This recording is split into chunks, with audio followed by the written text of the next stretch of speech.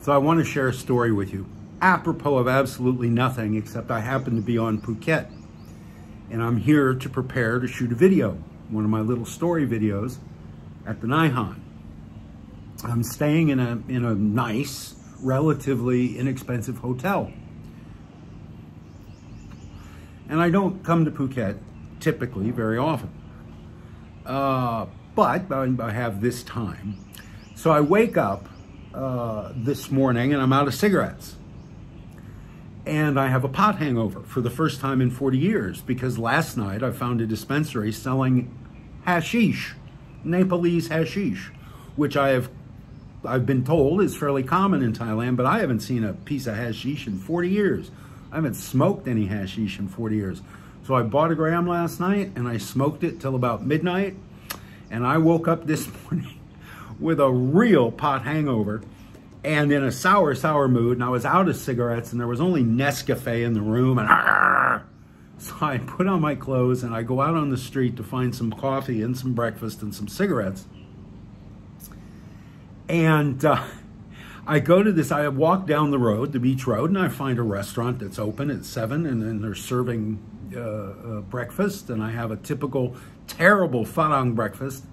I'm sorry, hot dogs are not sausage. You can't put it on the menu as sausage if it's a hot dog. I understand technically a hot dog is a sausage, but no, it's not a breakfast sausage. You don't serve it at breakfast, at least not where I come from.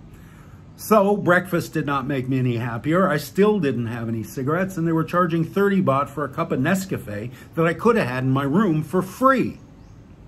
Excuse me for a second.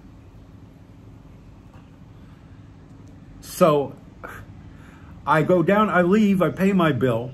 I express to them my dismay at having Nescafe, and when I ask for milk, I expect the milk to be room temperature at least, if not warmed in the microwave a little bit. Who wants to put cold milk in a cup of coffee?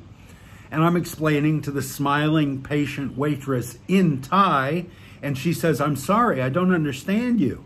And I realized, geez, it's Phuket, Steve. You don't find Thai people waiting tables at 7 a.m. on Phuket. They're all going to be Burmese. Why are you speaking Thai to this woman? I'm just pissed off again. So I go down the street to the 7 and I go in and buy my cigarettes and some other toiletries. And I come out. Now, I buy my clothing in Thailand. I buy whatever's in my size and it's cheap, which is a very small selection in Thailand. I'm fairly large. I'm about 200 pounds. When I had my first heart attack in 2011, I was 235. I've trimmed down since 2011 to about 2,000 pounds. 2,000. That's how it feels in the morning. No, I'm about 200 pounds. So I have on these pants, all the clothes I buy because my selection is so limited. They're very garish. I wear a lot of brightly colored plaids and stripes and things. And I think it tells the world Steve Ross doesn't give a damn what you think of him. He's quit working. He's retired. He's at the end of his days. He doesn't care what you think of his wardrobe. It probably just tells the world Steve is fat and cheap. But this is what I tell myself. So I'm wearing these clothes and I'm wearing a pair of drawstring pants. I got my wallet. I got my keys. I got my nitroglycerin and I got my phone. And there's a lot of weight. So when I wear these drawstring pants 10 times a day, I got to stop what I'm doing and retie the knot because it gets loose and the pants literally fall off of me. The elastic's very weak and I have very narrow hips. And so I have to keep my pants up. So I'm walking out of the Sewen and this Farang guy, this young Farang guy,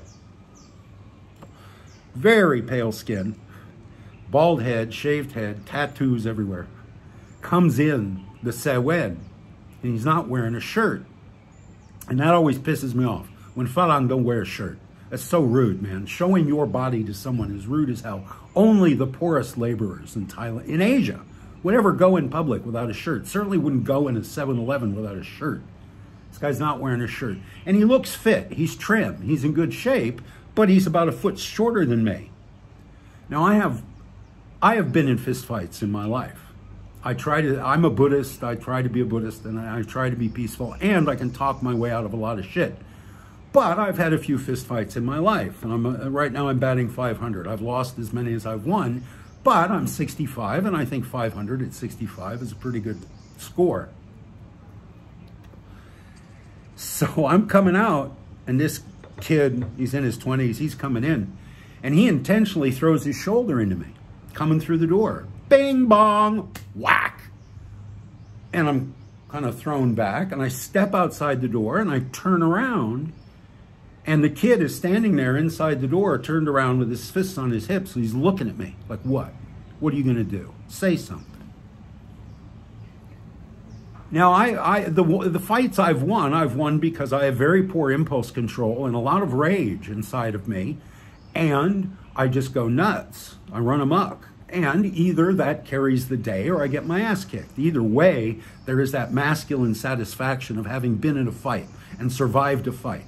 I've had my nose broken. I've had my lip split open. I've got a little scar up here. You can't see it, but so I'm starting to feel this rage bubbling. I still haven't had a cigarette. I've had 1 cup of Nescafe, and I'm pissed as hell. It's hot and muggy at 8 o'clock in the morning, and I'm just covered in sweat. I'm just pissed at this kid. And I start to say something, and I feel my pants falling off.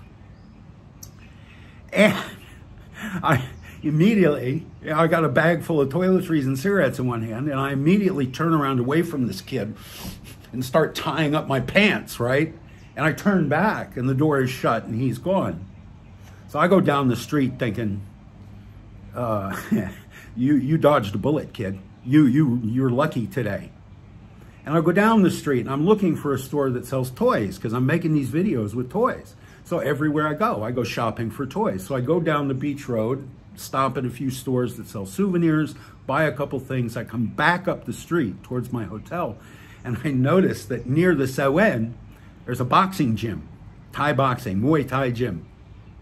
And the ring is near enough the street that you can see the fighters. And here's this kid from the Sewen in the ring with a Thai guy, and they're sparring. And this kid, this white kid, is just beating the crap out of this Thai guy, just damaging him severely, sparring.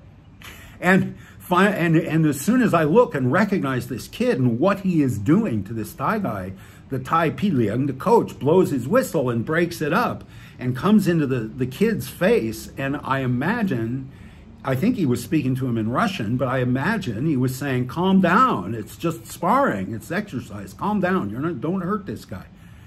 And the white kid, who's not even breathing heavily, he looks past the Piliang and he sees me on the sidewalk. And he gives me a big happy grin like, yeah, now we both know, right?